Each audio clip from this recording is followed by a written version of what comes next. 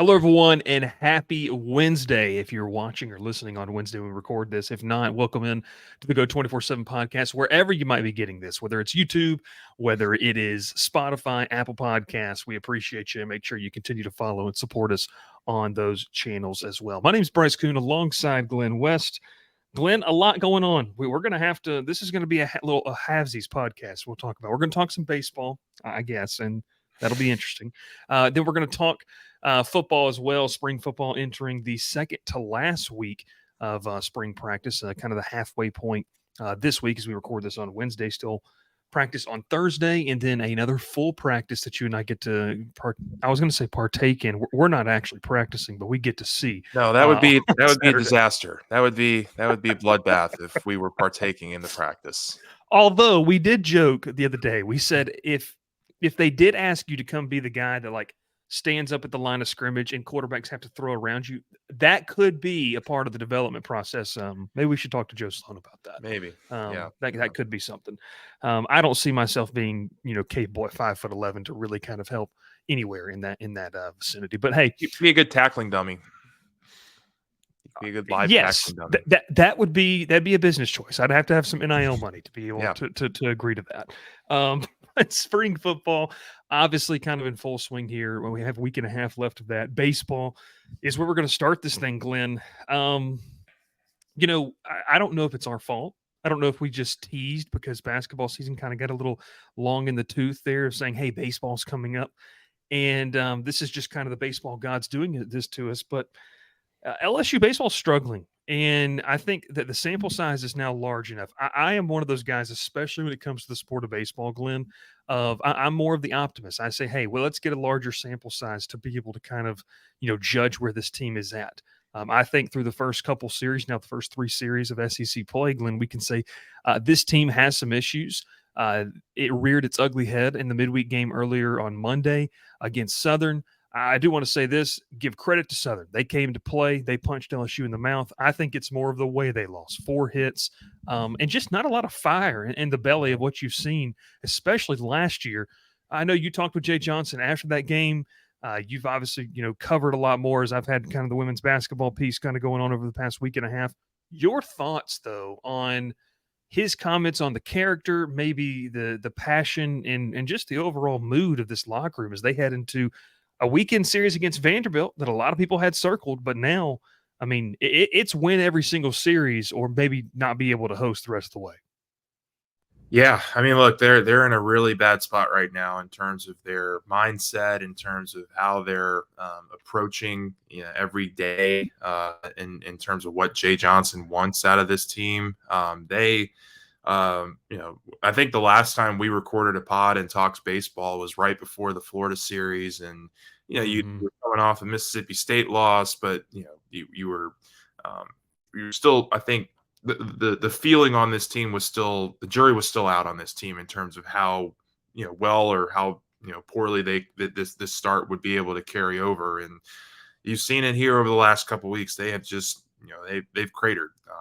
There's really no other way to put it. They just have not played well. They've not responded well in any of the facets of the game, and I think the biggest surprise to me has been the pitching staff. I mean, I think for most of the non-conference, I think you and me and a lot of the people covering, even a lot of people watching, thought that this could be a really legit staff, and thought that this was going to be the one angle of LSU's team that would help carry them through some of the struggles. And bullpen's been hit a lot. I mean, this was a bullpen game this past Monday against Southern.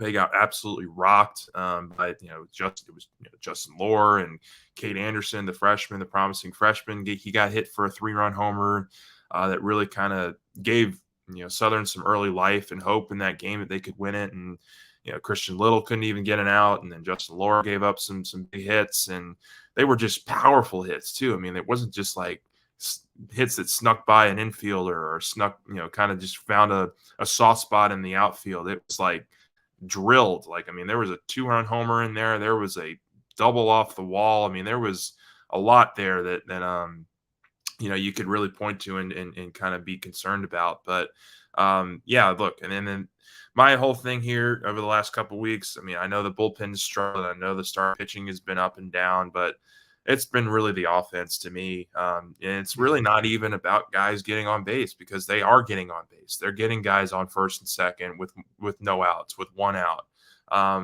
But they're just, the inability to bring them home has been just really, really concerning, because I mean, you've done a good job, I think, of getting, drawing free passes. That's been a staple of Jay Johnson's teams. They've done that pretty well, I think, here for the last couple of weeks. But they're striking out a ton. They're hitting into double plays. I mean, Tommy White, who was probably your most clutch hitter last year, he's hit into 10 double plays this year. And, a lot of them have been inning killers. They've been with guys on base. They've been, with scoring opportunities. And that's just a real kind of turn, like a 180 turn from what we saw last year out of Tommy. And so when you have even your best hitters that are kind of going through it and kind of struggling the way they are, that it's just not been a very good last couple of weeks for the program. It's as down as I've seen Jay Johnson look since he got to Baton Rouge. He's going through it right now, and I think he was on his his weekly radio show the other day. He said he was up till 2:15 in the morning or something. He didn't leave the office until 2:15 on Monday after the game, because I mean, it's just, you got to figure out something. You got to try something. You got to, I think that they've really been working a lot of these different, lineups and rotations, and nothing seemed to stick so far. And, now you're getting into the point of the season here where there is very, very, very little margin for error. I would contend there's really no margin for error if they want to kind of salvage this thing and be the team that I think a lot of people thought they could be at the beginning of the year. Yeah, I agree with you. I think coming out of that Mississippi State series, a lot of us felt, and I will say I felt like this, hey, that was a Mississippi State team that wanted to prove a point that they were going to be back, after a really down year last year. The Florida series, you look at it, okay, Sunday gets out of hand, but you should have won Saturday. So you should have taken 2 out of 3. Now you didn't. That's the reality. And then this past weekend was, look, I know, Glenn, and I looked at it before, like, I know that Arkansas's pitching is unbelievable. It's great. But their offense in SEC play has not been amazing, and you still couldn't really get the job done. Now, I think there were some on this team. There are some bright spots. Like, there are some pieces where you're like, hey, Luke Holman, like he's a good player. Like, he's a good pitcher. He's going to give you a chance. I think the biggest difference, and like what you said, what makes it is this offense, because even when you go back to last year, and it kind of got to the point of where, okay, Friday night you're probably going to win because you throw Paul Skeens. Like, if you don't win Friday night, then you're in trouble the rest of the weekend. And as they were trying to tinker with that kind of weekend rotation, figure out what those guys could do, and guys like Ty Floyd and Thatcher Hurd were trying to prove their worth, Saturday and Sunday kind of became this, let's just hope we can take one. Right now, I feel like if you don't win on Fridays in SEC play, there's not a lot of light at the end of the tunnel thinking that you can win. Now, they may not say this in the locker room. This is more maybe what the fans are saying and what the media is saying. I just feel like there's not a lot of, light at the end of the tunnel that you can win on Saturdays and Sundays with the current pitching that you have and the lack of offense. Because on Fridays, you're going to get a pretty daggum good performance from Luke Holman. The problem is, if he blinks, you may not win on Fridays. Yeah, and I don't think he blinked against Arkansas. I mean, he gave up 2 runs, and I think he have his best stuff, and he was able to kind of pitch himself out of a lot of tough situations. But I mean, you were still in a position there where you probably should have won that game, because Griffin Herring came in and gave you just 3 or maybe even 4 really, really great relief innings there. They go scoreless over those final 3 or 4 innings, and it was the same deal. Like, LSU's offense just kind of cratered after the 4th or 5th inning there, where they just they couldn't generate any kind of offense. And they've tried a number of different things. They've tried to go small ball. They've tried to put these freshmen in, and they've tinkered with putting Ashton Larson and Jake Brown and a couple of these other young guys that maybe haven't had the opportunities early in the year. Nothing has seemed to stick so far. And I think that the fact that you're 9 games into SEC play and you don't really have a good feel for how this thing should look offensively, in the field, that is a concern for sure. And when we asked Jay Johnson, like I think it was probably a month ago, at this point, how do you feel about kind of your outfield rotation, and do you like the idea of rotating 5 or 6 guys into that kind of lineup throughout the course of a week? And he said, yeah, I think that can be a strength of our team. Well, it hadn't been a strength of the team so far these last couple of weeks in SEC play. Now, it doesn't seem like anybody's in a rhythm at the plate. They've had some bright spots. I mean, I think Braswell's had a couple good games here and there at the plate. Tommy has certainly had some really good games at the plate in conference play, the Mississippi State series. I mean, and he was really strong. But some of your other veteran guys, Travinsky struggled, Pearson struggled. They don't really have a whole lot of opportunity for Milazzo these last couple weeks. I think maybe that's something you should explore going forward. But really, for me, I think coming into the season, what we all thought in terms of the position player side of things, we really needed to see that group of sophomores, those guys that were there last year, that saw it, that were a part of a championship team and contributed early in the season to a championship team. We were hoping that a lot of those guys would make the strides, and they've been very mixed results so far. I think of that core 4 of Paxton Kling, Brady Neal, Jared Jones, Ethan Fry, I think kind of the only one you can say without a doubt has taken a good positive step forward has been Jones. I think he's been very strong for you for the most part. His strikeouts are down. He's putting the ball in play for the most part.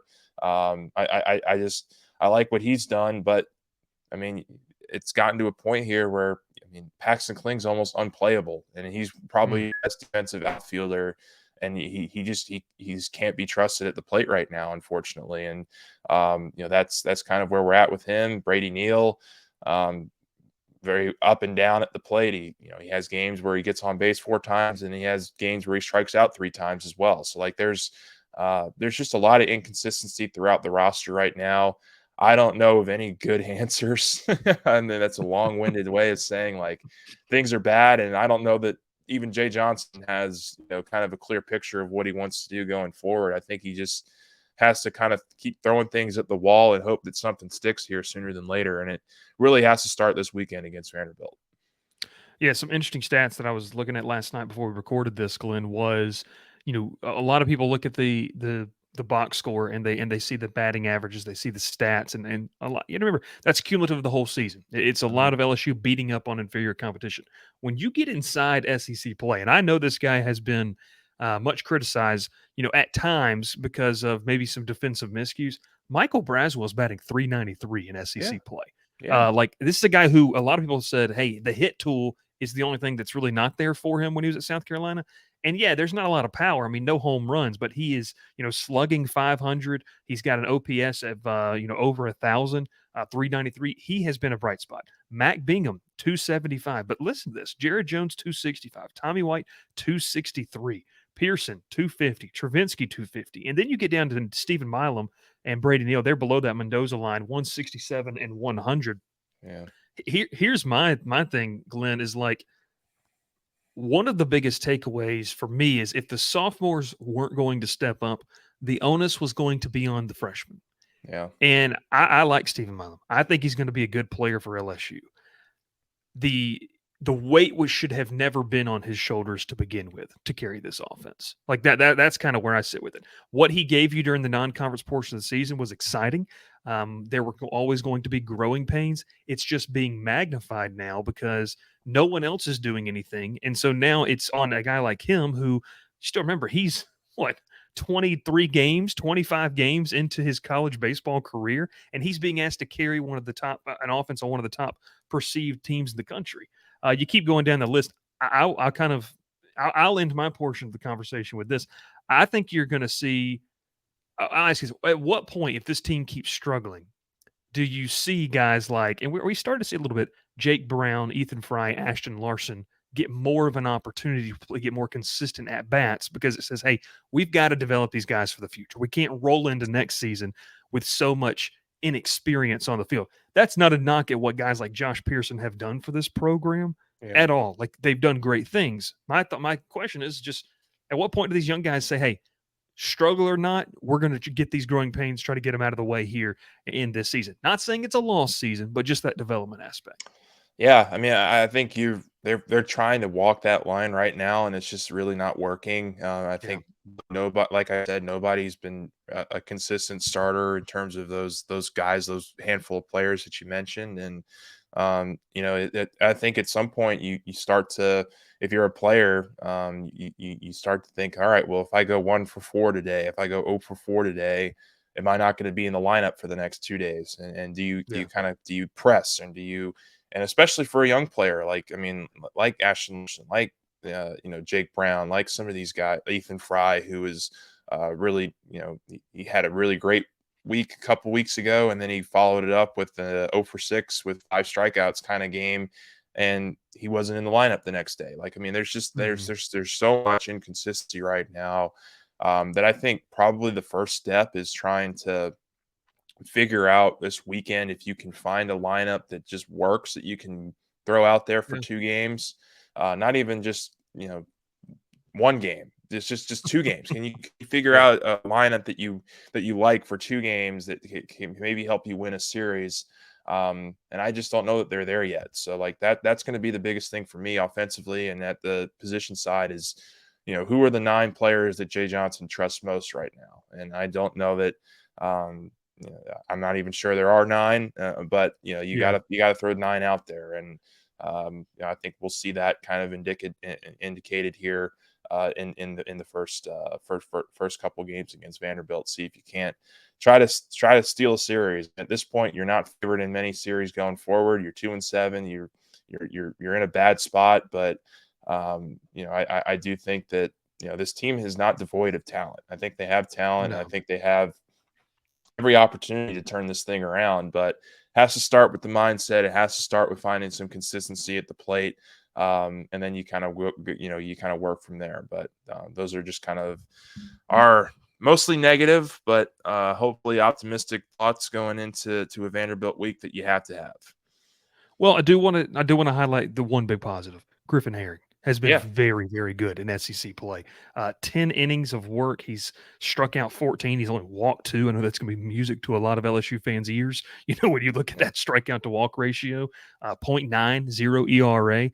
He's been good. Opponents hitting 229 off of him. So that is something where I don't know. I mean, I don't know. It's that's been good. The rest of the bullpen's been terrible. The mindset, character, concentration, focus aspect of this is where I think you have to see the growth for this team in a hurry. Yeah. Because Jay talked about it on Monday in his coach's conference, or coach's weekly deal he does on Tuesday.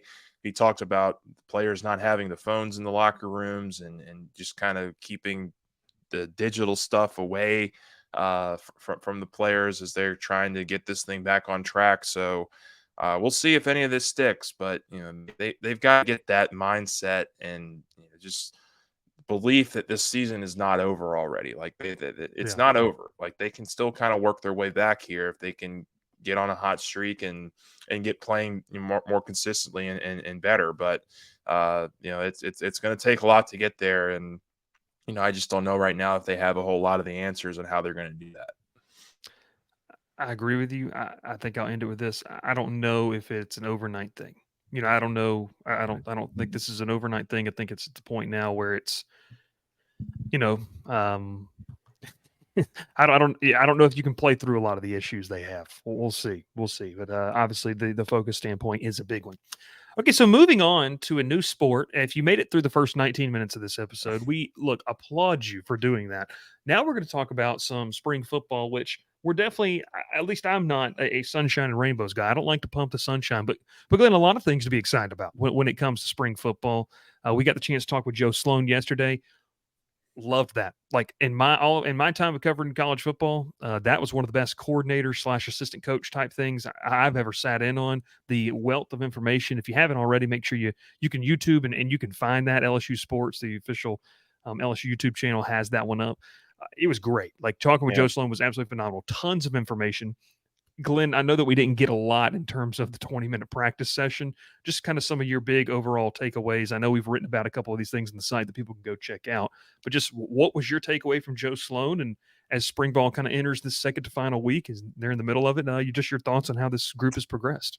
Yeah, I mean, just a really, like you said, just a really informative, 25 minutes that we got with Sloan. I mean, he really went detailed on a lot of the questions that were asked about, various position groups, various coaches. He talked a lot about the emphasis on the run game and how, it's been a real collective effort in terms of the coaching staff and everybody working together to incorporate more outside zone and more run schemes here that I think LSU is going to try to lean into this off season. And that to me, I think, was probably the biggest takeaway. We're going to have a story on that on I believe on Thursday, about all these coaches working in cohesion with getting the run game.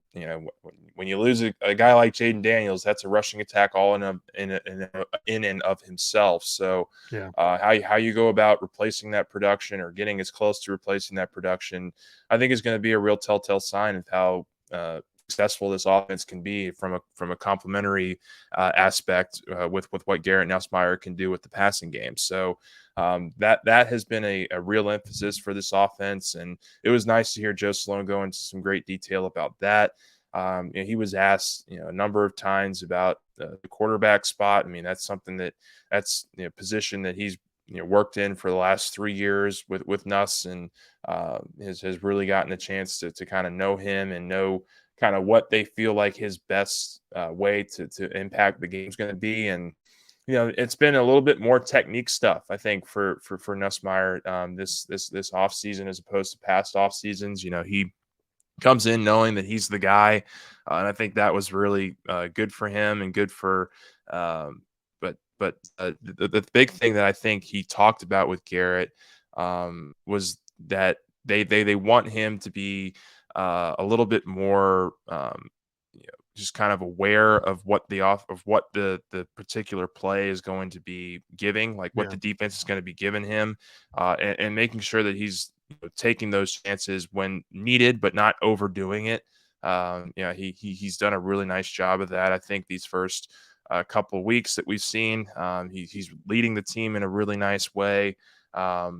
But I do think that he's done a really that Joe Sloan is a guy that you can see why Brian Kelly wanted to keep him and wanted to keep most of this offensive staff intact when they lost Mike Denbrock this past offseason. I think that he and a lot of these coaches, Brad Davis and Cortez and just Frank Wilson, they've all been working really well together. And I think that now you can really kind of see all these different guys, kind of be thrust into more prominent roles. And, I think it's going to really help the offense in the long term, having some continuity from last year.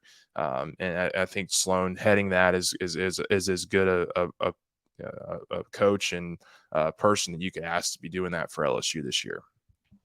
Yeah, I agree with you. I think continuity is something that Brian Kelly has harped on that this program needed ever since he got here. They had to establish, and then they had to bring in that consistency year in, year out. And, that process is not something that just takes one off season. And we're seeing, I think, too, Glenn, in different position rooms, they're there. One of the biggest ones is offensive line. Like feels like a juggernaut when it comes to type of offensive line group and the talent and depth they have there.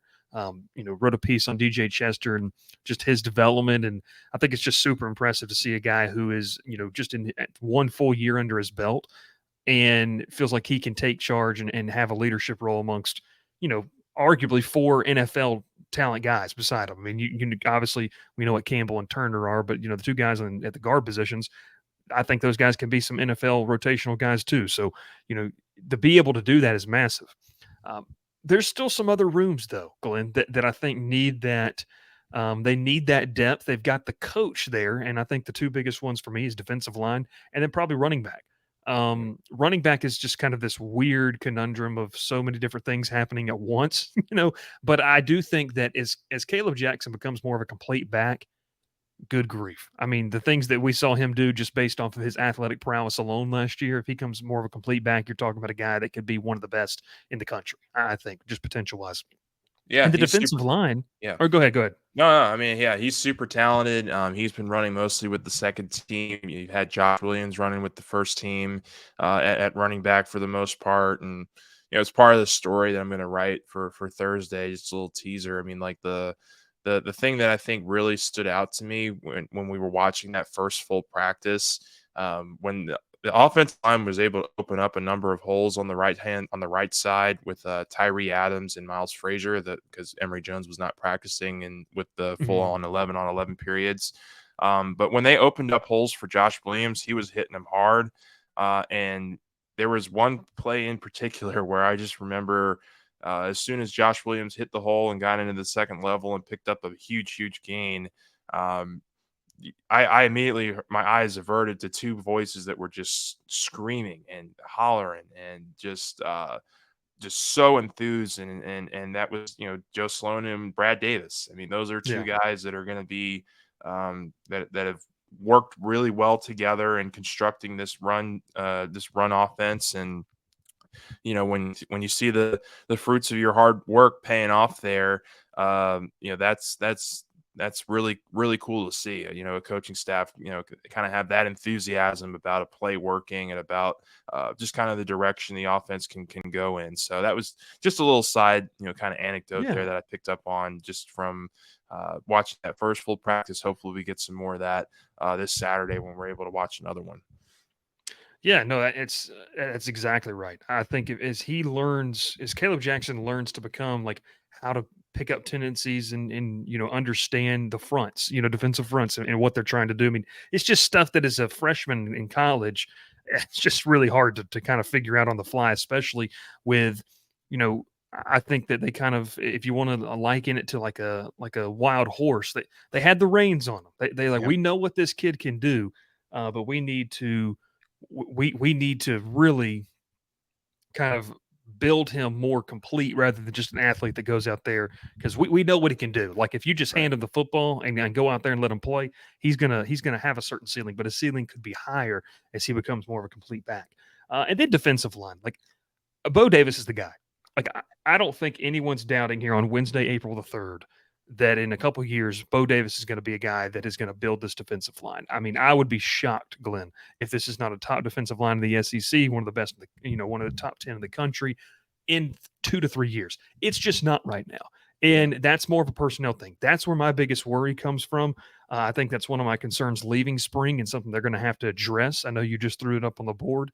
They obviously brought in the transfer defensive lineman.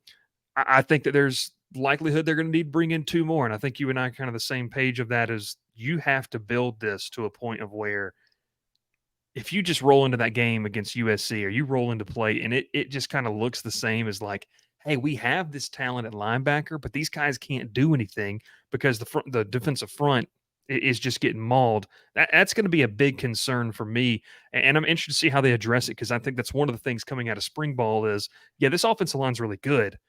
But when they go against each other, how much of it is just you have, for lack of better terms, you got a couple guys that can really play, and the rest of them, or maybe some walk-ons that are really serving more as bodies for the purpose of these reps. Yeah, I mean, look, Gio Paez is the Wisconsin transfer that they brought in, and have kind of already committed and signed. So he'll be in, this summer.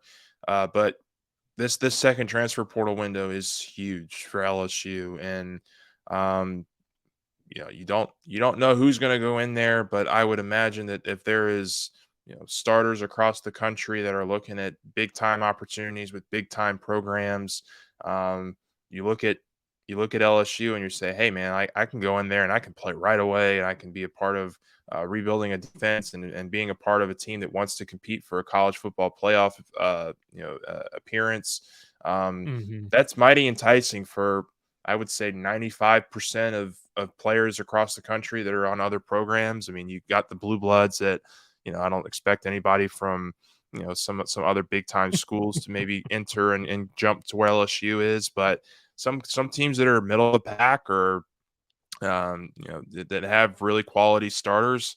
I wouldn't be a bit surprised if a couple of them hop in there for an opportunity to kind of elevate their level, the level of play for a little bit, and see if they can't help get this defense back on track. But I agree completely. I think the the biggest thing here with the defensive line is you just want to get some guys in here that can get some push, and that will really help open up things for Perkins, for Whit Weeks, for Greg Penn, for the second level defense there, to really make some plays in the backfield. It's something that they didn't do a whole lot of last year. I mean, Wingo, when he was healthy, was pretty good at it, but outside of that, the consistency maybe just wasn't there, which is why I think he would have loved to have had, both him and Mason Smith back for this year. But they have some pieces that they can, continue to develop, continue to work around. I mean, Bo Davis, you walk into the individual part of practice that they give us, the 20 minutes during individual drills. He's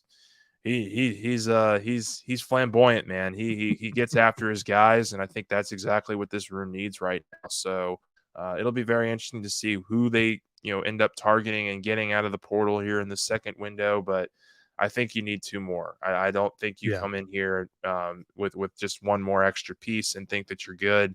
You keep in mind you got Dominic McKinley coming in the summer as well. We'll see if he's ready to contribute early in his career. But I just don't think you can bank on the fact that a freshman, even as talented as McKinley seemingly is, to be ready right away. And I think it's much more important to bring in some veteran guys, some players with experience at the college level, some college made ready bodies to come in here and really help get this thing back on track. Yeah, get it right back on track because you've got talent elsewhere. We talk about numbers. You got it on the back end. Excited to see how that works out, especially as Zy Alexander gets healthy. They've pushed Jair Brown a lot. I feel like that's a guy that every time you look over there, Corey Raymond's really coaching him up. And I put this in the practice notes last week. I think it could be a combination of Corey Raymond and this staff sees the talent that this kid has. They've got to get it out of him. Like there's a sense of urgency to say, we see the talent that you have. We know what you had in high school and what you can do. We've got to get this out of you. And then, partially too, is just like, hey, we got to kind of figure out this rotation. Like JV and Toviano was a great interview last week, just talking about, what that room's been like and just maybe a sense of comfortability that wasn't there last year. And I think that, that's going to be something massive for this group going forward. Because outside of that, Glenn, I mean, secondary is kind of the next big question. At linebacker, you mentioned there's a couple names. You feel good. Blake Baker has a track record. Okay, check that off the box. That should be solid. Secondary is kind of the next big thing with so many faces. Yeah, I think that's absolutely true. I think you look at, there's a couple positions here where I think there's a grouping of players that you feel like are going to be able to contribute in some capacity. I mean, you look at tight end Mason Taylor, certainly seems like he's ready to have a I don't want to say rebound season, but a better season than maybe he did last year. You look at the offensive line, that's set, quarterback set. I think running back for the most part, that Caleb Jackson and Josh Williams are going to work in. Maybe Caden Durham can as well as a true freshman. But yeah, when you look at the secondary, I think one of the mild surprises to me has been the fact that they've kind of settled in on a rotation back there. I kind of figured throughout most of spring, most of those guys would be rotating in with the first team, trying to figure out which guys work best with who. But really, it's been Sage Ryan and Jordan Gilbert are the two deep safeties. They've had Major Burns in that star position closer to the line of scrimmage. And then the two outside corners have been Ashton Stamps and Javian Toviano. Those have been the guys that have all worked with the first team. And there haven't been a whole ton of subs. I mean, I think Brown maybe has gotten in a little bit of first team work. Maybe Jeremiah Hughes, if I'm remembering correctly, has gotten in a little bit of first team work, but those guys have mostly been second team with PJ Woodland and, Deshaun McBride has been a second teamer. He's somebody that I think you should really keep an eye out for. Deshaun McBride, the true freshman out of Denham Springs, just really long, lengthy, already up to about 200 pounds and just looks physically ready to play the game. We'll see if he's mentally there, by the time fall comes around. That's a big part of this thing for freshmen is you got to pick up the playbook pretty quickly. But the physical traits are there, I think, for Deshaun McBride to be able to help this team out in his first year as well. So I think there's a little bit more cautious optimism you can have about the secondary than maybe you had going into it. And I think a lot of that has to do with the fact that you're returning a ton of guys, and that you're also, bringing in some really strong veterans like Gilbert, who I think will be able to help round the room out a little bit better. And two, go ahead to, I guess, have a little fun with it. It can't be much worse, right? Like that's also That's true. that's also That's true. something too. Like Yeah, I at think least the you hope cautious so. optimist, At least you hope. I mean, find some wood and knock on it. Like I mean, yeah, it's one of those things. You hope that it really can be one of those things that just progresses to the point of where, okay, if we can play average back there, like if you're an LSU fan, if we can just play average level, that's a step in the right direction. Jumping into a top 25 defense, that's a little bold. And I think there needs to be better personnel. But if you can get in that top 50 range, okay, now you start feeling better because this is a group that was historically bad last year. And sometimes baby steps is not what everybody wants, but it often can be the signs of progression, and that's what that linear progression that they need. So, look, it's a fun spring practice. Like I said earlier, we're going to get back on the field tomorrow morning. If you're listening to this, we're recording this or watching this on Wednesday. We're going to get back on the field tomorrow, or practice field Thursday, and then talk with Blake Baker. Some good stuff should be coming out of that conversation as well, as we get kind of some insight on this defense.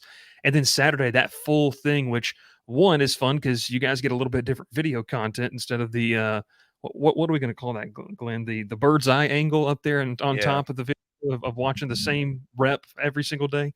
Yeah. We'll get that, and then Maybe we'll get some special comments teams on too. Saturday. They'll throw some special teams at us the first couple periods. I'm sure everybody wants to see that. We want to see, that. Couple more just small notes before we get out of here because I don't want to go too long.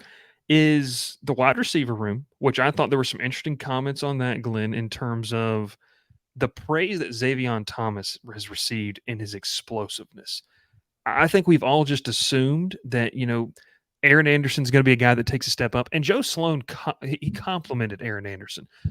But I think they've been impressed with Xavier Thomas, the burst that he has shown on some of these sweep plays, tunnel screens. That's something that I know people were able to see that on social media, that unique drill that LSU's working with, the kind of this tunnel screen and screen plays. Thomas is the real deal. And I know you mentioned the special teams aspect. He's obviously going to get some looks there, but between him, CJ Daniels, it stood out to me, Glenn, that CJ Daniels was the guy that Jaden Daniels wanted to throw to. I don't know what that relationship's like, but you don't really know the guy, and he stands out as a guy that, hey, I want there, be part of my pro day with 40 plus, 50 plus NFL scouts and coaches there. So I'm excited about the wide receiver room and just how that is. Obviously, we know what Kyron Lacey, Chris Hilton. We've seen the highlight plays. That catch that one of those guys made over Jordan Gilbert was just filthy. That was a big one. Kyron Lacey. That was. Yeah, and that's not even on Jordan Gilbert. That was just a great play. Yeah, and just kind of building on what you said there about Thomas. I mean, he was one of the best, or probably the best option on a pretty putrid Mississippi State offense last year. I think he had 600 yards and like 6 touchdowns. I mean, if he's doing that for an offense that was kind of not very good last year in Starkville, I mean, imagine what he can do in this offense. I mean, I think he can absolutely be a big time playmaker for LSU in the slot. Sounds like, I mean, look, they've been working Aaron Anderson with the first team most of spring in that slot role as well. They've been working Kyle Parker in there a little bit. So I think those are kind of the 3 that you maybe envision getting the most slot reps for LSU come fall. But look, there's a lot of mouths to feed in this offense, and I'll be very interested to see kind of how those rotations look towards the end of spring. I wouldn't be surprised if we start to see CJ Daniels maybe kind of wiggle his way in here towards the end of spring. It sounds like he's had a nice last couple days. Shelton Sampson's also somebody that Joe Sloan made sure to point out at the end of our press conference here, that he's had a nice last week and a half or so of practice as well. So lots of mouths that you can potentially give feed the ball to in this offense and at the skill position spot, but just who kind of asserts themselves here over the next several months is going to be what Joe Sloan and Cortez Hankton have to hash out. A lot to hash out. Week and a half left of spring ball, with college baseball season continuing to roll, and it's a good reason for you to head on over to Go 24/7, get that subscription, and hang out with us as we get ready to, just unveil a lot of content. Recruiting, transfer portal, ladies and gentlemen, there's never a dull time. There's never a bad time to come hang out with us over at Go 24/7. And I'll go ahead and preview this. If you are a late night or early riser, come hang out with me on the boards around June, July, around 2 a.m. We're going to be welcoming our baby girl into the world, my wife and I then. So I've already told Sonny and Glen that I'll be manning the boards. No worries, guys, between 11 p.m. and maybe 5 a.m. And then I might try to catch some sleep around that noon time frame. But hey, seriously, great time, great community over there. Come join us. And if you're watching this, you just came across this, make sure you hit that subscribe button or follow us wherever you might be listening. He's Glen West. My name's Bryce Koon, and we will catch you next time here on the Go 24/7 podcast.